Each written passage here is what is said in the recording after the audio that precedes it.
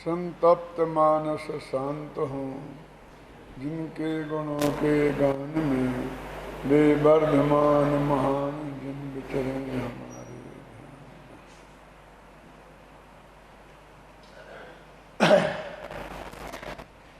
भारतीय संस्कृति में 4 पर्व महान पर्व माने गए हैं।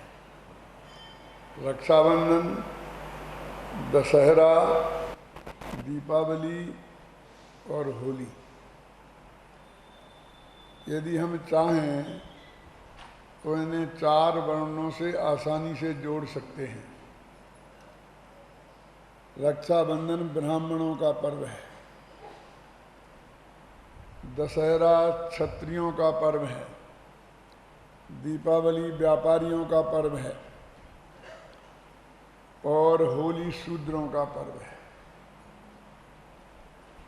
लेकिन इनकी व्याख्या अलग है। ब्रह्मम जानातीति ब्राह्मणः, जो ब्रह्म को जाने उन्हें ब्राह्मण कहते हैं। यदि ये व्युत्पत्ति ठीक है तो आत्मा को जानने वाले ज्ञानी धर्मात्मा साधु संत सभी ब्राह्मण हैं। जो क्षत्रिय रक्षा का काम करें उसका नाम यदि क्षत्रिय है तो समझ लीजिए सारे सैनिक जो देश की रक्षा में लगे रहते हैं ये सभी क्षत्रिय हैं। जो वणिज करें, व्यापार करें, वे व्यापारी हैं। और जो इन सब में, ज्ञान में, ध्यान में, चारित्र में, इन सब से हीन हो, विद्या में और सबकी सेवा जिनके हाथ लगी हो, उन्हें शूद्र कहते हैं। रक्षाबंधन इस नियम से ब्राह्मणों का पर्व क्यों है? क्योंकि चौमासा आरंभ हो जाता है, सारे रास्ते रुक जाते हैं। पुराने ज़माने में तो इतने पक्के रोड नहीं थी, रेलवे नहीं थी, तो एकदम आवागमन अवरुद्ध हो जाता था। किसान लोग बरसात होने से खेत बो देते थे और अब फसल की प्रतीक्षा करते थे, उन्हें कोई खास काम नहीं रहता था। व्यापारी भी आवागमन अवरुद्ध हो जाने से और शादियां बंद हो जाने से उनका धंधा भी बहुत कम हो जाता था, तो वे भी फुर्सत में रहते थे। रास्ते अवरुद्ध होने से क्षत्रिय लोग भी लड़ाइयाँ नहीं लड़ सकते थे, तो सैनिकों को भी आराम मिल जाता था। ये तीनों को आराम मिलता था तो ब्राह्मणों का काम बढ़ जाता था। ब्राह्मण माने धर्मोपदेशक। साधु संत भी चौमासा करने लगते थे, एक जगह रहने लगते थे। और ज्ञानी विद्वान भी, उन्हें बहुत श्रोता मिलते थे क्योंकि सभी खाली हैं। तो 4 महीना चौमासे का काल एक तरह से बिल्कुल धर्म का काल था। सबकी दुकानें बंद होती थीं तो पंडितों की दुकानें खुल जाती थी। सबकी दुकानें खुलती हैं तो पंडितों की दुकानें बंद हो जाती हैं। इसलिए रक्षाबंधन ब्राह्मणों का पर्व है, माने आत्मज्ञानियों का पर्व है, धर्मोपदेशकों का पर्व है। इस 4 पर्वों में से जैनियों ने 2 पर्व अपनाए और 2 की छुट्टी कर दी। रक्षाबंधन और दीपावली को तो अपना लिया, लेकिन दशहरा और होली को नहीं माना। ऐसा क्यों हुआ, इस पर हम गहराई से विचार करते हैं तो एक बात सामने आती है कि अहिंसा धर्म में आस्था रखने वाला ये जैन समुदाय हथियारों की पूजा कैसे कर सकता था? दशहरे के दिन क्या होता है? क्षत्रिय लोग अपने हथियार निकालते हैं, उनको धोते हैं, प्रयोग करते हैं कि कहीं जंग तो नहीं लग गई, काम के हैं कि नहीं हैं, जिसको उन्हें पूजा कहते हैं, हथियारों की पूजा करते हैं। तो अहिंसा प्रिय समाज को शस्त्र पूजा कभी पसंद नहीं आती और शस्त्रों का प्रदर्शन भी पसंद नहीं आता था। इसलिए इस हिंसा के सूचक पर्व को उन्होंने नहीं अपनाया। द्वेष का सूचक पर्व था ये, और होली राग का सूचक पर्व है, समझे ना। तो बीतरागी धर्म जिसमें राग की प्रधानता हो, ऐसे होली पर्व को कैसे स्वीकार कर सकता था। किसी जाति और विशेष से कोई ब्राह्मण नहीं, जो ब्रह्म को जाने वो ब्राह्मण, जो रक्षा का काम करें वो क्षत्रिय, जो व्यापार करें वो वैश्य, और जो शूद्र। अकेली बात इतनी ही नहीं है। शूद्र मतलब होली माने क्या, कब आती है होली? बसंत ऋतु में, जब चारों ही समुदाय शूद्र बन जाए, उसका नाम है होली। मन की गंदगी बाहर निकलने लगे, सब में उन्मत्तता आ जाए, एक मजाक में ही सही एक दूसरे को गालियां बकलने लगे, कीचड़ उछालने लगे एक दूसरे पर। ये क्या है? क्यों कहते हैं ना, होली में बुढ़े भी जवान हो जाते हैं, सब लोगों के अंदर में भावनाएं विकृत हो जाती हैं और वो राग रंग में मस्त हो जाते हैं। हमारे शास्त्रों में वर्णन आता है, राजा ने बसंत उत्सव मनाया, समझे ना। तो ऐसा राग रंग का वर्धन होली पर्व भी जैनियों को स्वीकार नहीं हुआ। रक्षाबंधन और दीपावली, ये दो पर्व के बारे में जैनियों ने माना, और उनके बारे में क्या माना है उसकी चर्चा अपन करेंगे। अभी रक्षाबंधन का प्रसंग है तो रक्षाबंधन की चर्चा करेंगे, और दीपावली पे यहाँ रहे तो दीपावली की बात दीपावली के दिन करेंगे। तो रक्षाबंधन के संदर्भ में चाहे जैन श्रमण संस्कृति हो चाहे वैष्णव, दोनों में अद्भुत समानता दिखाई देती है। वहाँ भी विष्णु भगवान हैं, अकम्पन है, वहाँ भी बलि राजा है, वहाँ भी बलि राजा का वध करके और रक्षा का काम विष्णु भगवान ने किया था। विष्णु माने रक्षक होता है। यहाँ भी विष्णु कुमार मुनि हैं, राजा बलि है, और उसको किसी भी तरह से समझ लीजिए पराभूत करके और उन्होंने रक्षा का काम किया था। ये कहानियाँ बिल्कुल दोनों एक सी मिलती जुलती हैं।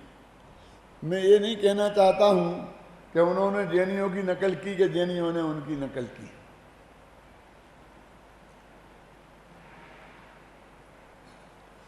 हो सकता है दोनों के यहाँ भी अपनी अपनी परंपराएं चलती नहीं हों, लेकिन इन दोनों में अद्भुत समानता है, ये बात पक्की और नक्की है। नाम भी बड़े विचित्र हैं। जो डिगे नहीं वे अकंपन, कांपे नहीं संकट के समय में। ऐसा नहीं लगता है कि ये नाम उन्हें बाद में दिया गया होगा, पहले उनका कुछ नाम अलग होगा। श्रुत सागर, श्रुत के सागर श्रुत सागर, और रक्षा करने वाले विष्णु कुमार, ये तीनों उपाधियां जैसी नहीं लगती हैं?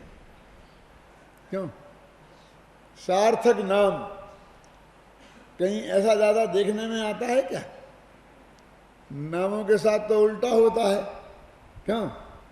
जिनके घर में खाने को नहीं हो वे धनपाल होते हैं। कुरूप का नाम सुंदरी होता है। लोक में नाम तो ऐसे देखे जाते हैं ना। ये सार्थक नाम तो काव्य जगत में ही प्राप्त होते हैं, साहित्य जगत में ही प्राप्त होते हैं।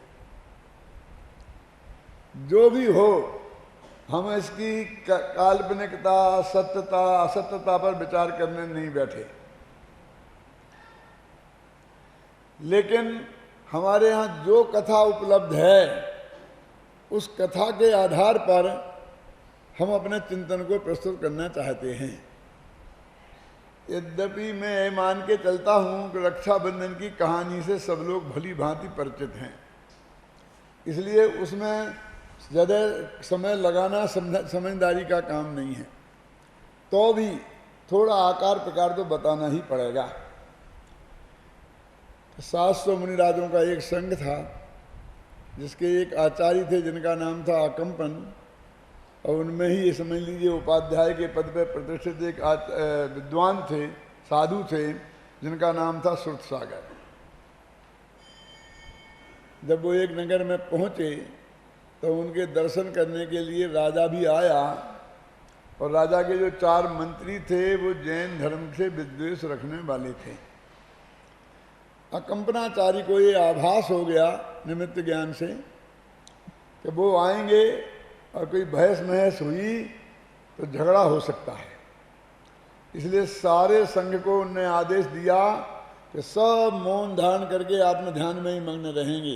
राजा आए, मंत्री आए, आकर के दर्शन करके चले जाएं, कोई कुछ भी बोलेगा नहीं। जब ऐसा हुआ और राजा लौट के जाने लगा तो उन मंत्रियों को एक मौका मिला और उन्होंने कहा, महाराज साहब ये कोई बात है, आप दर्शन करने पधारे, आप उनको नमस्कार कर रहे हैं और ये लोग आशीर्वाद तक नहीं देते हैं, कितने अभिमानी हैं, ध्यान का ढोंग कर रहे हैं।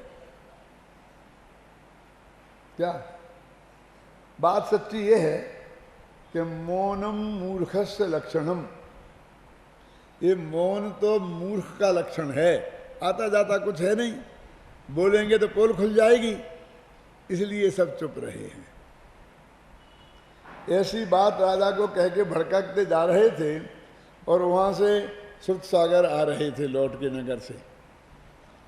तो उनने उनकी ये बातें सुनी तो उनके हृदय में बहुत ज़रा रोष पैदा हुआ और उनने उनसे कहा, आपको मालूम है आप कहाँ से आए हैं?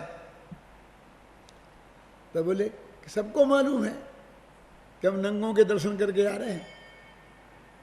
कि वो तो ठीक है, लेकिन आप इस पर्याय में कौन सी पर्याय से आए हैं? आप मनुष्य होने के पहले, अपने माँ के पेट में आने के पहले कहाँ थे, इसका पता आपको है? नहीं, हमें तो नहीं है। कि तुम्हें है? कहाँ है हमें? और उन्होंने बताया पुरानी कहानी कि तुम बहुत भयंकर बरसात हो रही थी, 7 दिन से तुम अपने नहीं निकल पाए थे, सियार थे तुम। क्या 7 दिन बाद जब बरसात थमी तो तुम बाहर निकले कुछ भोजन की तलाश में, तो किसान बरसात की वजह से हल छोड़ करके भाग गया था। तो उस हल में बैलों के गले में वो बांधते हैं चमड़े का जोत, जानते हैं आप, वो छोड़ गया था, तो चमड़ा गल के बहुत मुलायम हो गया था। तो वो कुछ नहीं मिला तो तुमने वो चमड़ा खा लिया। चमड़ा खा लिया तो भयंकर तुम्हारे पेट में दर्द हुआ और उस पीड़ा से तुम छटपटाते हुए मर गए। जब दूसरे दिन किसान आया तो उसने देखा कि तुम मरे पड़े थे और उसका चमड़ा तुम्हारे मुख में था, तो उसे बहुत गुस्सा आया, तुम्हारी उसने खाल खींची और अपने घर में टांग रखी है। अब तुम्हें भरोसा करना हो तो जाकर के उसके घर में देख लेना कि तुम्हारी पूरब भव की खाल टांग।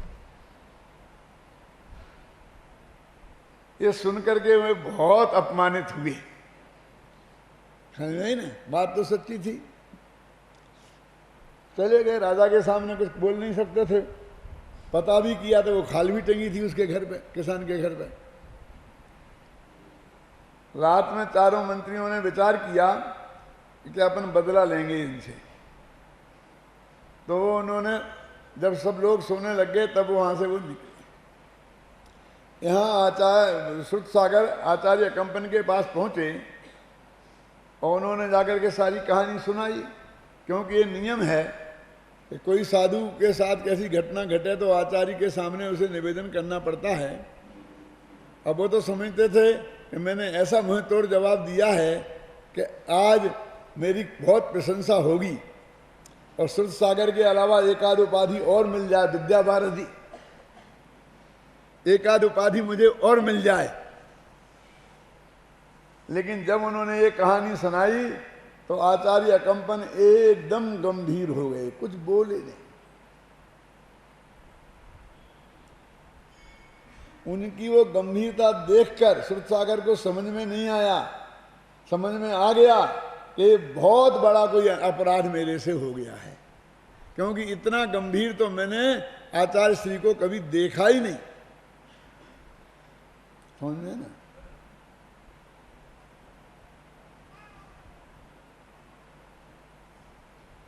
तब उन्होंने कहा, आचार्य श्री, मेरे से जो भी गलती हो गई है, आप जो भी दंड दें मैं स्वीकार करने को तैयार हूं, प्रायश्चित लेने को तैयार हूं। तो उन्होंने कहा, बेटा प्रायश्चित की बात नहीं है, सवाल संघ की सुरक्षा का है। क्या? जिनका अपमान तुमने किया है वे बदला लेने अवश्य आएंगे, और संघ पे बहुत बड़ा संकट आ सकता है, कुछ भी हो सकता है, जान के भी लाले पड़ सकते हैं। तब श्रुतसागर एकदम गंभीर हो गए और उन्होंने कहा, महाराज आप चिंता ना करें, ये श्रुतसागर वहीं जाएगा जहां वाद विवाद हुआ था, और रात भर वहीं ध्यान करेगा, क्योंकि वो उसी रास्ते से आएंगे। जब उन्हें असली शत्रु मिल जाएगा तो जो कुछ करेंगे वहीं करेंगे, यहाँ संग बच जाएगा। तो उन्होंने कहा, श्रुतसागर ऐसे ही नहीं बनते हैं, 700 मुनिराजों पर मेहनत की, तब उनमें से एक प्रतिभाशाली कोई श्रुतसागर बनता है। मैं अपने सबसे प्रिय शिष्य, जिसको भरी सभा में मैंने श्रुतसागर की उपाधि दी थी, अकेला मरने के लिए नहीं छोड़ सकता हूं। कि नहीं आचार्य श्री, सवाल मरने के छोड़ने का थोड़ी है। क्यों? मैं ही वहां जाऊंगा। और आचार्य श्री गंभीर रहे और वो उठ के चल दिए, क्योंकि आचार्य श्री ये तो कहने वाले नहीं कि जाओ बेटा मरो, हम तुम्हारे साथ नहीं मरेंगे। लिखा तो ऐसा ही है शास्त्रों में कहीं कहीं कि उन्होंने कहा, जाओ तुम ही खड़े रहो, अब सारा संकट नहीं आए, तुम्हारा जो होगा सो भोगना, अब जो जो करे सो भोगे। लेकिन मेरे दिल को स्वीकार नहीं हुआ, तो मैंने अक्षम्य अपराध नाम की कहानी, आप कुछ भी कहो पुस्तक में लिखी है, उसमें ये संवाद लिखा है जो आपको मैंने अभी बताया, कि उनने खुद ही वो स्वीकार किया, अकंपन ने नहीं। लेकिन उनको समझ में आया कि कोई दूसरा रास्ता नहीं है, तो वे बेचारे चुप रह गए और श्रुतसागर वहाँ चले गए।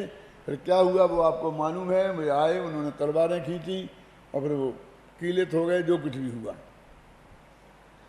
फिर वो मुनि संघ वहाँ से बिहार कर गया। चारों मंत्रियों को राजा ने देश निकाला दे दिया, ऐसा काम करने की वजह से। वे जिस नगर में वो जाकर, आखिर बुद्धिमान मंत्री तो थे ही, वो राजा बलि के पास वहाँ जाकर के, दूसरे राजा के महापद में था, क्या नाम था, उनके यहाँ जाकर के उन्हें अपनी कुछ कला दिखाई, राजा खुश हो गया, उनने चारों को मंत्री बना लिया और वरदान दे दिया, जो तुम्हें मांगना हो। पुराने के राजा ऐसा तो करते ही थे, जो चाहो सो मांग लो बेटा, सारी दुनिया इनकी हो। और ऐसे वरदान देने से कई लोग धर्म संकट में पड़े हैं, राजा दशरथ से लेकर। लेकिन आज तक राजा लोग बाज नहीं आते हैं। क्यों? अहम, मैं सबसे बड़ा, जो चाहो सो मांग लो। जब उन्होंने देखा कि वही संघ आ गया है, तो इसका बदला लेने के लिए अच्छा मौका है, तो राजा से उनने 7 दिन का राज्य मांग लिया। और मुनिराजों को दंड देने के लिए सबसे पहले काम तो ये किया कि उनके चारों तरफ जहाँ वो ठहरा था संघ, गेहूं बोआ दिए, क्योंकि वो जानते थे कि जैन मुनि हरियाली पे पैर नहीं रखते हैं। इन्हें कैद में रखने के लिए कोई बड़ी बड़ी दीवारें बनाने की जरूरत नहीं है, तो चारों तरफ हरियाली कर दो, रास्ता मत छोड़ो, तो अपने आप कैद हो जाएंगे। इस तरह उन्हें कैद कर दिया और बहुत गंदे गंदे पदार्थों का वहाँ धुआं किया, जिससे उनको बहुत उपसर्ग हुआ। फिर एक मुनिराज थे विष्णु कुमार, जब उन्हें पता चला कि उन्हें विक्रिया रिद्धि प्राप्त है, तो उन्होंने रक्षा करने का भाव आया और वो आए और राजा के पास गए बामनिया का भेष बनाकर, और उनसे 3 कदम जमीन मांगी। जब उनने दे दी तो बहुत बड़ा रूप बनाकर सारी पृथ्वी नाप ली 3 कदम में, 2 कदम में नाप ली, समझ में आई ना। और कहा 3रा कदम कहाँ रखूं, बोल, क्यों तुम्हें बहुत शौक है, जो चाहो सो मांग लो। आखिरकार वो उपसर्ग दूर हो गया। ख्याल में है ना? एक कहानी है। अब अपन इस कहानी का पोस्टमार्टम करना चाहते हैं। कहानी तो आप जानते ही थे, लेकिन संक्षेप में किसी को मालूम नहीं हो तो मैंने बताई कि इस कहानी में तीन प्रकार के मुनिराज हैं। एक वो जिनके प्रतिनिधित्व करते हैं अकंपनाचार्य, 700 मुनिराज, एक ग्रुप तो वो है, दूसरे श्रुतसागर और तीसरे विष्णु कुमार। अब इन तीन प्रकार के मुनिराजों में महान कौन है ये हमें निर्णय करना है। तीनों मुनिराज हैं, उनके मुनिराजत्व में मैं कोई शंका नहीं कर रहा हूं, लेकिन महान कौन है ये निर्णय हमें करना है। अभी सब लोग तो विष्णु कुमार को ही मानते हैं। सारे देश में विष्णु कुमार की ही रक्षा होती है, की पूजा होती है रक्षाबंधन के नाम पर। अब थोड़ी थोड़ी अकंपन की भी होने लगी है जब से मैंने ये व्याख्यान शुरू किए हैं। पूजन भी बन गई है, वो अपने ही आध्यात्मिक लोगों ने ही बनाई है। नहीं तो कोई तो अकंपन तो बेचारे बेचारे बन के रह गए थे, वे तो कुटने पिटने वाले आचार्य हैं। क्यों? बेचारे अकंपन विष्णु कुमार जिन्होंने बता दिया कि मैं भी कुछ हूं, वो हमें सबसे महान दिखाई देते हैं। क्यों? और गांव-गांव में व्याख्यान होते हैं, विष्णु कुमार ने मुनियों की रक्षा की थी। आज भी मुनियों पर बहुत बड़ा संकट है, इसलिए हम अपनी जान की बाजी लगा के मुनि पद भी छोड़ना पड़ेगा। एक भव चला जाएगा तो चला जाएगा, लेकिन हम मुनि धर्म की रक्षा करेंगे। खतरा किनसे है? आप समझते हो? आप लोगों से, हम लोगों से खतरा है। यानी विष्णु कुमार, सबको विष्णु कुमार बनना पड़ेगा, ये संदेश दिया जाता है। मैं आपसे पूछता हूं कि मुनिराजों का सच्चा स्वरूप के हिसाब से सबसे, वैसे भी अकंपन आचार्य थे और ये दोनों मुनिराज थे, तो आचार्य तो वैसे ही बड़े होते हैं, वो भी हम भूल गए। पहला नंबर दिया हमने विष्णु कुमार को और दूसरा दिया श्रुतसागर को। कैसा जवाब दिया कि नानी याद आ गई। क्यों? यदि ये दो नहीं होते तो न मालूम 700 मुनिराजों का क्या होता। अरे इन दो की वजह से तो उपद्रव हुआ। यदि दो नहीं होते तो सारी जनता उनके चरणों में झुक ही रही थी। क्यों? इस उपद्रव को आमंत्रण किसने दिया? क्यों? समझ में है ना? क्या होता बोलिए? देखिए, हमारी दृष्टि में वो मुनिराज जिन्होंने तोड़फोड़ की, ख्याल में आई ना, झूठ बोला, छल किया, बावनिया का भेष बनाया, समझना, बावनिया का भेष बना करके भीख मांगी और बड़ा भेष बना करके लिया, वो सबसे महान दिख रहे हैं। क्यों? क्योंकि हमारी दृष्टि में यही महान कार्य हैं। तो समझना, मैं उन मुनिराजों की आलोचना नहीं कर रहा हूं, मैं अपने मन का चोर पकड़ने की कोशिश कर रहा हूं।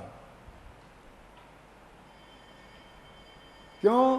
क्योंकि उन विष्णु कुमार मुनिराज ने तो वो मुनि पद छोड़ दिया था ये काम करने के पहले, तो उन्होंने मुनि धर्म को कहां बदनाम किया?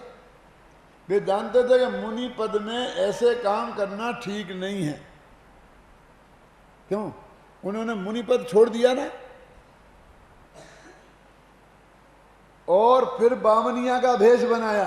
बामनिया माने ये भी प्रतीक है, सबसे छोटा आदमी, 52 अंगुल का। और सबसे छोटा कौन होता है? जो मांगे उसका नाम सबसे छोटा। क्यों? इससे बड़ा कोई नहीं है। उनके यहाँ एक दोहा आता है कि विष्णु भगवान को भी बामनिया बनना पड़ा मांगने के लिए, मैंने सबसे छोटा आदमी बनना पड़ा। कहाँ सबसे बड़े मुनिराज थे और सबसे छोटे। क्यों? तो उनने तो उसके बाद प्रायश्चित लिया, उनकी तो दीक्षा का छेद हो गया और द्वारा मुनि दीक्षा ली। दीक्षा छेद का मतलब समझते हैं आप कि क्या है? फटाफट अपने छेद कर दिया तो द्वारा जाके फिर ले ली, मुनि के मुनि बन गए। क्यों? जाके अस्पताल में इलाज करा लिया, ऑपरेशन करा लिया, छोड़ छाड़ के फिर आगे फिर बन गए मुनि, खत्म, बढ़िया। क्यों? आप जानते हैं उनकी सारी सीनियरिटी खत्म। सीनियरिटी का मतलब समझते हैं? एक मुनिराज ने आज दीक्षा ली और एक ने ली कल, कल माने आने वाले कल, एक ने ली रविवार को, दूसरे ने ली सोमवार को। तो सोमवार को जिसने दीक्षा ली उसे रविवार को दीक्षा लेने वाले मुनिराज को नमस्कार करना पड़ेगा और वो उन्हें धर्म वृद्धि देंगे। अब ये 20 साल पुराने दीक्षित, और सैकड़ों को इनने पढ़ाया लिखाया और कदाचित मान लो आचार्य हो तो दीक्षा भी दी हो। क्यों? अब दीक्षा छेद हो गई, द्वारा मुनि बने तो अपने ही उन शिष्यों को नमस्कार करना पड़ेगा और वे आशीर्वाद देंगे धर्म वृद्धि रस्तु। समझे? ये कितना बड़ा दंड है। इससे बड़ा दंड कोई दुनिया में हो सकता है? क्यों? कि तुम्हें पढ़ाते हो रोजाना, तुम सबके चरण कमल छूते हैं और करें इनको, ये तुम्हारे अध्यात्मों को तुम्हारे चरण छूने पड़े। बोलो, आज का आदमी तो कहेगा मर जाऊंगा लेकिन मैं तो नहीं करूंगा ऐसा। लेकिन है, शास्त्र का नियम है। दीक्षा छेद का मतलब आप समझते हैं कितनी बड़ी सजा। आज तक का जो तुमने मुनि धर्म था वह सब गया। इतना बड़ा दंड जिनने स्वीकार किया, ख्याल में आई ना? अब उसके हम गीत गा रहे हैं। वे अपनी जिंदगी का सबसे अच्छा दिन मानते होंगे इसे कि सबसे बुरा दिन। किसी मुनिराज की दीक्षा का छेद हो जाना, क्यों, ये उसके लिए सबसे बुरा दिन है कि अच्छा दिन? और हम ये हैं कि हम उसी दिन को याद कर करके उनकी पूजा कर रहे। यदि उनने ऐसा नहीं किया होता तो शायद विष्णु कुमार की पूजा का कभी नंबर ही नहीं आता। क्या किया? क्यों? हमें रक्षा रक्षा रक्षा रक्षा दिखती है, लेकिन उन्होंने अपने पद से भ्रष्ट हुआ ये नहीं दिखता है। गंभीरता से सोचो। दूसरा नंबर अपने सुध सागर को दिया और उनका बचाव करते हैं हम बहुत। उन बेचारों को पता नहीं था आचार्य श्री की आज्ञा का कि उनने कहा था कि भाई यहाँ तो कोई बोलना मत, ध्यान में बैठे रहना। यदि पता होता तो वे बिल्कुल नहीं बोलते। बेचारों को पता नहीं था। मैं कहता हूं कि उन्हें ये पता नहीं था कि आचार्य श्री ने ऐसी आज्ञा दी है, लेकिन वे तो श्रुत के सागर थे। ये तो जानते थे ना कि चलते रहते हर किसी से, खासकर विरोधी से उलझना अच्छी बात नहीं है। क्या इतनी भी नहीं जानते थे? इतना तो हम और आप भी जानते हैं। क्यों?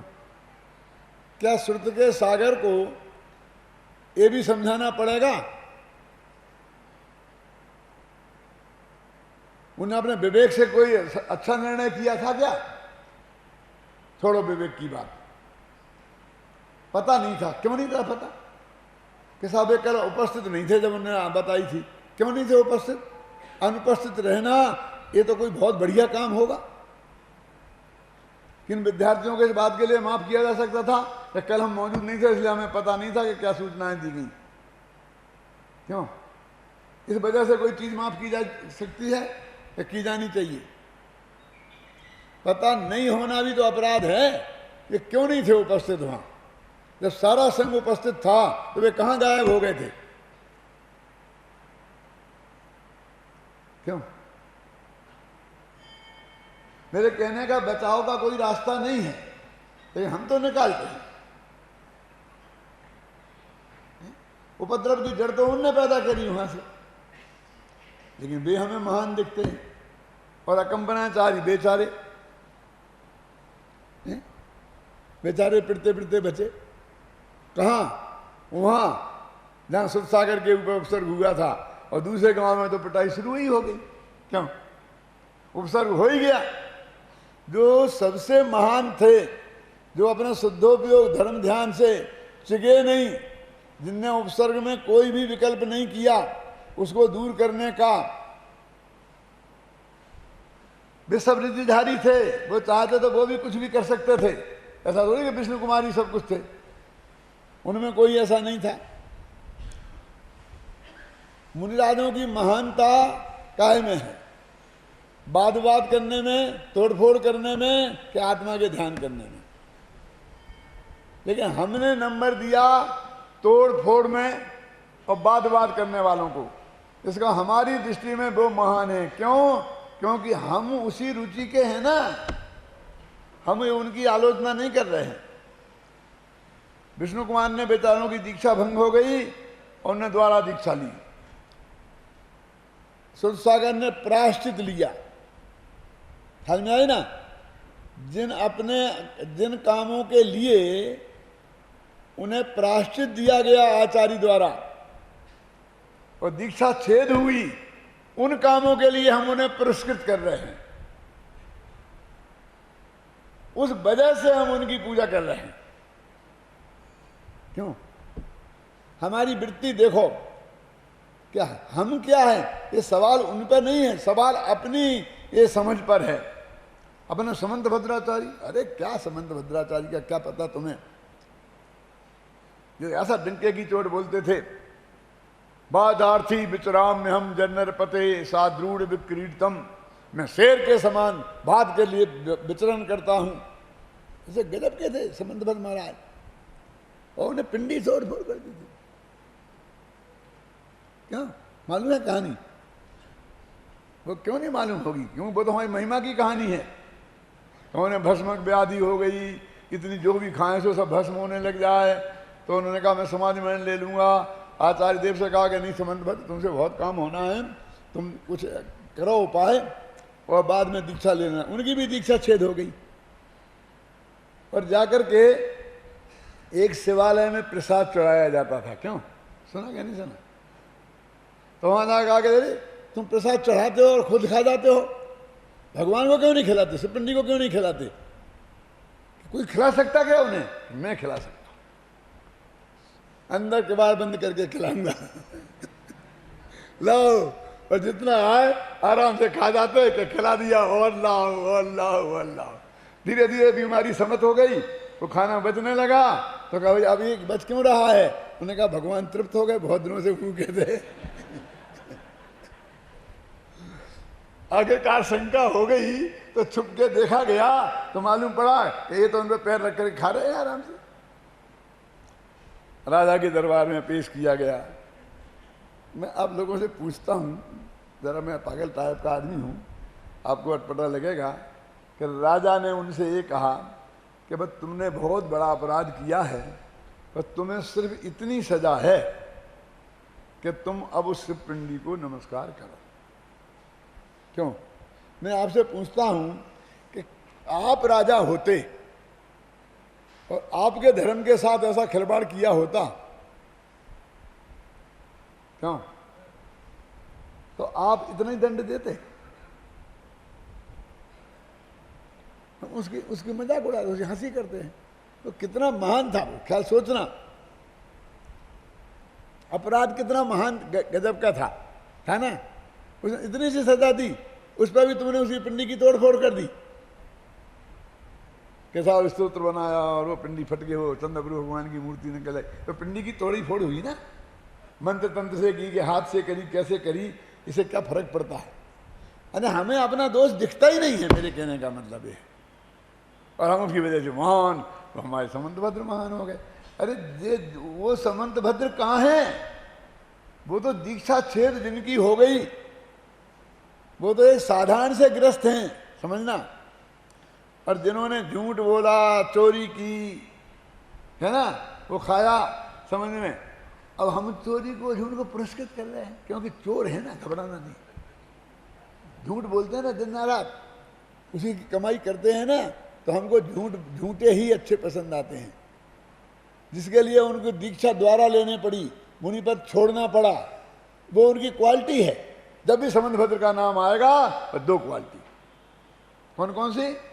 पिंडी तोड़ दी, और दूसरी बच बाधा थी बचराम में हम नरपते साथ दूर, एक वो सुरसागर की और एक विष्णु कुमार की, दो ही क्वालिटी होगी ना। समंतभद्र को याद क्यों नहीं करते हो देवागम स्तोत्र के लिए? समंतभद्र को याद क्यों नहीं करते हो स्वयंभू स्तोत्र के लिए? तो आदि स्तुतिकार हैं। स्तुति किसे कहते हैं? यदि ये देखना हो तो समंतभद्र की स्तुतियां देखो। आज में क्या दम है इसमें? केसरिया चावल रंगवा दो, केसरिया चावल रंगवा दो। इसमें कहाँ आए तीर्थंकर, कहाँ आए भगवान? ये चावल आए और केसर आई, क्या है ये भक्ति है?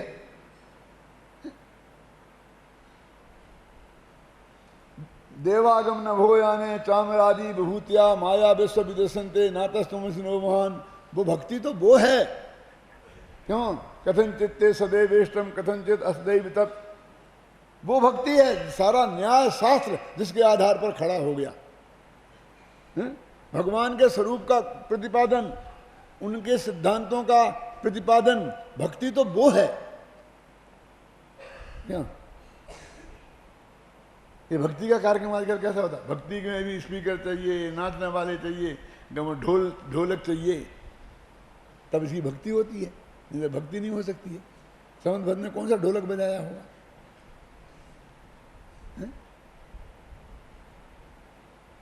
सोचो आप। माने ये हमारे मन का पाप है कि हमको वो तोड़ फोड़ की प्रवृत्तियां, झूठ बोलने की प्रवृत्ति, चोरी की प्रवृत्ति, समझिए ना, अभक्ष भक्षण की प्रवृत्ति। अभक्ष भक्षण खाया ना, वो जेनी के घर से आया होगा, वो पकवान आता होगा, कैसा आया होगा? क्यों? समझे ना, उसको हम पुरस्कृत कर रहे। वो समंतभद्र की, हम समंतभद्र के भगत हैं। किस लिए? कि जिसने कहा नास्माकम परीक्षा प्रधाना नाम, हे भगवान महावीर, हम जैसे परीक्षा प्रधानी के लिए तुम ऐसे ही नमस्कार करने योग्य नहीं, पहले हम तुम्हारी भी जांच करेंगे तब तुम्हें नमस्कार करेंगे। हम उस समंतभद्र के पुजारी हैं कि जिसने परीक्षा किए बिना भगवान को भी नहीं माना और आप तो परीक्षा, आप तो मीमांसा लिख दी। तो ये रक्षाबंधन पर्व में तीन मुनिराज हैं, तीन ग्रुप हैं, एक अकंपनाचारी का, एक सुरसागर का, एक विष्णु कुमार का। एक जो मन वचन काय से डिगे नहीं, इसलिए सार्थक नाम हुआ अकंपन, कांपे नहीं वो। और दूसरे वाणी से डिग गए, बात किया ना, मन से तो डिगे ही, वाणी से भी डिग गए, और तीसरे वाणी से भी डिग गए और काया से भी डिग गए। वो भी बावनिया का रूप बना लिया ना, कम से कम इन्हें भेष तो नहीं बदला था। क्यों? तो एक काया के अपराधी, दूसरे वाणी के अपराधी, ये दोनों, और तीसरे मन वचन काय से परम पवित्र शुद्धो भी होगी, आत्म ध्यान में मग्न। बोलो कौन महान है? हम अपने चित्त में गहराई से इस बात पर विचार करें, चिंतन करें। देखो, जो महापुरुष लोग अपनी जिन गलतियों के लिए जीवन भर पछताते रहे, हम उन्हीं महापुरुषों की प्रशंसा उन्हीं गलतियों के कारण करते हैं। कैसी गजब की बात है। वो मेरा पश्चातापक नामक काव्य है ना, उसमें मैंने यही लिखा है कि रामचंद्र जी सीता के साथ जो उन्होंने व्यवहार किया, उसके लिए जीवन भर पछताते रहे। उसी काम के लिए हम कहते गजब का, देखो तो पत्नी तक को छोड़ दिया, जंगल में भिजवा दिया, बियाबान जंगल में। कोई शेर खा जाता तो उसकी परवाह नहीं करी। क्यों? और अग्नि परीक्षा के दिन आपने घर में नहीं घुसने दिया। जो वो उनके जीवन में बड़ी गलती हो गई, वो ये मान के पछता रहे हैं, हम उन्हीं की वजह से उन्हें महान। वो खुद कहते हैं, स्वजन को दे देने से दंड नहीं हो जाता कोई महान, स्वजन को दे देने से दंड नहीं हो जाता कोई महान। बस अपने को दंड अपराधी को देना चाहिए कि अपने को। देखो तो उसने अपने बेटे को फांसी पे चढ़ा दिया, बारे बार। अपराधी को बोलो ना, अपराध किया उसने तो बेटे को कहां चढ़ाया, अपराधी को चढ़ाया है। सजा तो अपराधी को दी जाती है, ख्याल में आई ना। लेकिन हमारी ऐसी वृत्ति हो गई है, हमारे आंख पकड़ ही नहीं रही है कि ये सब क्या करें। वो रामचंद्र जी खुद सोच रहे हैं क्या कि हम जंगल में गए थे, सीता को हम साथ में ले गए थे, एक सीता थी, हम दो दो थे धनुषधारी, तो उनकी रक्षा की जिम्मेवारी किसकी थी? रक्षा की जिम्मेवारी तो हम दोनों की थी ना, और हम कुछ नहीं कर पाए और रावण हर ले गया। तो अपनी जिम्मेदारी नहीं निभा पाई। यदि ये अपराध है कि सीता को रावण हर ले गया, इसमें सीता का क्या अपराध है? अपराध है तो उनका है, दंड उन्हें मिलना चाहिए। क्यों? दंड जानकी को देना, क्या यही न्याय हमारा है? फिर 6 महीने तक हम रावण के यहां से उनको छुड़ा नहीं पाए, तो इसमें सीता की क्या गलती है? कि साहब 6 महीने तक वहां रही, 6 महीने तक वहां रही, तो 6 महीने तक वहां अपनी राजी से रही क्या? पर पुरुष के घर 6 महीने तक रही, हम कैसे उसे माफ कर दें? अरे माफ कर दे, तुम 6 महीने तक नहीं छुड़ा पाए, तुम्हें कैसे माफ कर दें? तुम बात करो। क्यों? और उसकी गलती थी और तुम्हें जंगल में ही भेजना था, तो वहीं रहने देते ना आराम से, लाल काय को छुड़ा करके अपनी नाक के पीछे। क्यों? जो होता हो जाता, मर जाती जी जाती, जो कुछ भी होता हो जाता, और लाए और जंगल में शेर को खाने के लिए छोड़ दिया। और धोबी के कहने से सोचते ना, खुद ही वे कहते हैं मेरे से समझदार तो धोबी निकला। क्या सारी दुनिया के कहने से उसने अपनी पत्नी को नहीं निकाला और बिना अभी परीक्षा के घर में रख लिया। क्यों? समझदारी किसने की? उसको गालियां दिए जा रहे, उसको गालियां दिए जा रहे हैं। सारा दोष धोबी का, सारा दोष धोबी का। मेरे कहने का अर्थ यह है कि हम शास्त्रों का मर्म सही तरीके से समझने की क्षमता हमें नहीं है। कहानी तो हमारे सामने है ना। मेरे कहने का अर्थ यह है कि अपन ने कहानी में तो कोई फेरफार नहीं किया है ना, कहानी तो वही की वही है ना। ये घटना तो अपने शास्त्र में यही आई है ना। हम तो जो घटना आई है उस पर प्रश्न चिन्ह कहाँ लगा रहे? हम तो ये कहते हैं कि उनमें कौन महान है। हम तो तीनों के पुजारी हैं, क्योंकि जब तक सुरसागर ने वो गलती नहीं की थी तब तक भी हम उनके पुजारी थे। गलती करने के बाद प्रायश्चित ले लिया तब भी हम उनके पुजारी हैं, क्योंकि सच्चे गुरु तो थे ही ना वो। विष्णु कुमार ने जब तक बावनिया का भेष नहीं डाला था तब भी हम रोजाना उन्हें आग चढ़ाते थे। तंज परमेष्ठी को आग चढ़ाते हैं ना, देवसास गुरु की पूजन करते हैं ना, तब भी चढ़ाते थे। और बाद में द्वारा दीक्षा ले ली तब भी चढ़ाते हैं। वो बीच का पीरियड है, उस वक्त हम नहीं चढ़ाते। लेकिन तुम तो वही को याद करके चढ़ाते हो। क्यों? भाई कैसी विचित्र बात है। रक्षा करने वाले महान हो गए, जिनकी रक्षा की वो छोटी हो गई। यही तो हुआ ना कि पारसनाथ की रक्षा किसने की? धैर्येन्द्र पद्मावती ने। क्यों? तो महान कौन? पारसनाथ का धैर्येन्द्र पद्मावती। क्यों? बताओ क्या अब इसमें महानता किसकी है? बेचारे पारसनाथ तो पिट रहे थे, यदि वे नहीं बचाते तो वे तो बेचारे हो गए। एक तरफ लगे भगवान जिन्हें अंतर्मुक्त में केवल ज्ञान हो गया। अरे वे तो वज्र सब नाराज सनन की थे, उनके लिए तो वज्र की ताकत से भी कुछ उनका उंगली हिल नहीं सकती थी। हजारों देव उनकी सेवा करते थे, क्या कमठ की क्या हैसियत थी? वे बेचारे हो गए आत्मा का ध्यान करने वाले, जो आत्मा के ध्यान से नहीं डिगे। प्रकृति ने तो उन्हें केवल ज्ञान दिया उसके बदले में, और हमारे लिए बेचारे हो गए। क्यों? और बस पद्मावती जी की महिमा होने लगी, और वो पद्मावती की मूर्ति 3 फुट की, उसके ऊपर 1.5 इंच के पारसनाथ, वो जैसे वो माथे पे लगाते थे, वो क्या औरतें लगाती ना माथे पे, ऐसे भगवान पारसनाथ बैठे। क्या हो गया? रक्षा करने वाला महान हो गया। क्यों? क्यों उन्होंने रक्षा की? अच्छा क्यों की? किसने की रक्षा? शास्त्र में क्या लिखा है? क्या लिखा है? धरणेन्द्र पद्मावती ने ऐसा की ना, तो धरणेन्द्र तो गायब ही हो गया, ये पद्मावती आए वो आपस हो गए। क्यों? ये कैसे हो गया कि धरणेन्द्र का मूर्ति बना के क्या करते हो वहां? क्योंकि ऐसे तो भगवानों की बहुत है, पुरुषों की तो एक महिला को चांस देना चाहिए ना, महिला खुद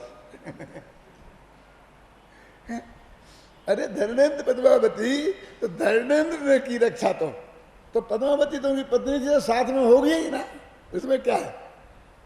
क्यों? यानी पति के साथ पत्नी तो रहती ही है ना, समझ गए ना? मैं पूछता हूं, रक्षा करने पद्मावती गई थी कि धरणेन्द्र? और धरणेन्द्र के साथ पद्मावती गई थी कि पद्मावती के साथ धरणेन्द्र गए थे? विचार कर, हम कहां से कहां पहुंच गए, सोचने की शक्ति हम में रही नहीं है।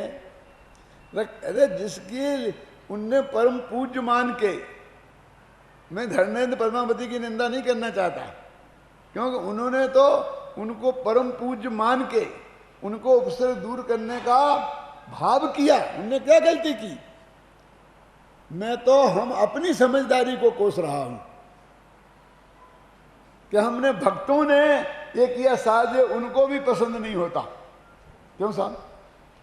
एक पुलिस सुपरिटेंडेंट को हम अपने यहाँ बुलाएं और उसके सामने सिपाही के गीत गाएं, क्यों? वो पसंद आएगा? सिपाही को पसंद आएगा? कहे भैया भी साहब की बात करो, मेरी बात क्या कर रहे? क्यों साहब? अरे हमारे लिए तो यही भगवान है, हमारी रक्षा तो एक ही करते हैं, आप तो ठीक है लेकिन ये होगा मिनिस्टर के सामने आकर के पुलिस सुपरिटेंडेंट की प्रशंसा करो, चलेगा? बोलो, लोग में क्या सबका मर्यादा है? अब तुम पास लेना है, उनके गीत गा रहे हो। वो तो कहते भैया तुम भी भगत और हम भी भगत।